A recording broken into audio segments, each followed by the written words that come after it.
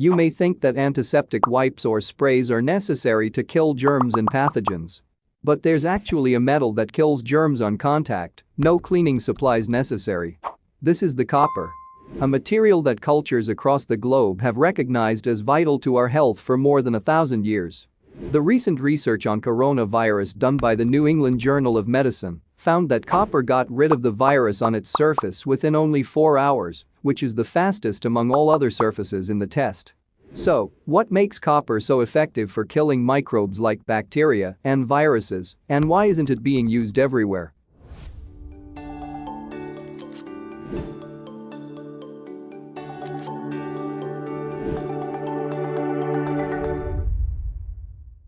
The use of copper for health purposes dates all the way back to ancient Egypt. They had no idea why, but they were aware that this marvelous material could save lives from deadly infections and wounds. And now, modern science is here to tell us exactly why. The secret behind such high antimicrobial property of copper comes from a process called the ionic disposition. When a foreign organism like a bacterium lands on the surface of copper or one of its alloys, the bacterium recognizes the copper ions as an essential nutrient and thus begins to absorb it. However, as more and more copper ions enter the cell, the ionic dose becomes lethal. These levels of copper ions prove to be dangerous for the bacterium. It destabilizes the cell's electrical microcurrent, the transmembrane potential, and effectively short-circuits the bacterial membrane. This allows more copper ions to flood into the cell, seriously affecting the cell's ability to metabolize and ultimately killing it by destroying its DNA and RNA. It can sometimes even achieve this process in mere minutes.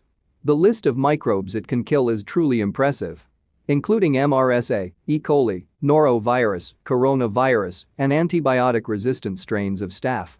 Copper is a hardcore microbial murder machine. During this current COVID-19 pandemic, a careless touch of the wrong surface can put your health in serious jeopardy.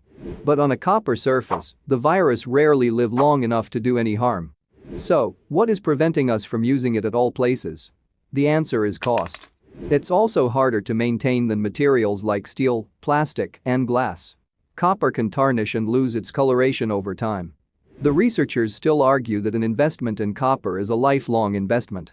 It never actually loses its antimicrobial properties, even when it oxidizes and takes on a green color.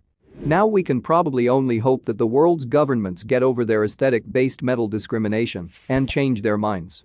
Comment, what do you think is important, the cheaper price and aesthetic of plastics and steel, or the durability and antimicrobial properties of copper?